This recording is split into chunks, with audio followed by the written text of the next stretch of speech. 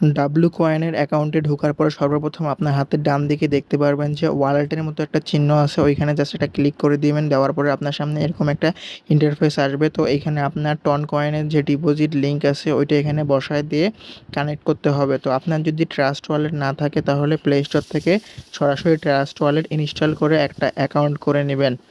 তারপর trust wallet open করার পরে আপনার ট্রাস্ট ওয়ালেটের সার্চ বক্সে আসবেন।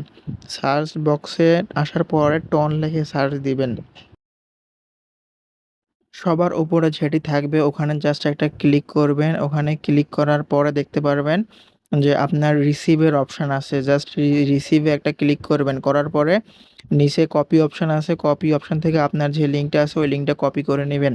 লিঙ্কটা কপি হওয়ার পরে লিঙ্কটা কপি হওয়ার পর আপনারা টেলিগ্রামে আসবেন। আসার পরে ওই ফাঁকা ঘরে ওই কপি করা লিঙ্কটা পেস্ট করে দিবেন। দেওয়ার পর কানেক্ট ওয়ালেট যে লেখা আছে ওইখানে জাস্ট একটা ক্লিক করে দিবেন। দেওয়ার কিছুক্ষণের মধ্যে আপনার ট্রাস্ট ওয়ালেট কানেক্ট হয়ে যাবে আর ওখানে নিচে কানেক্টেড লেখা শো করবে।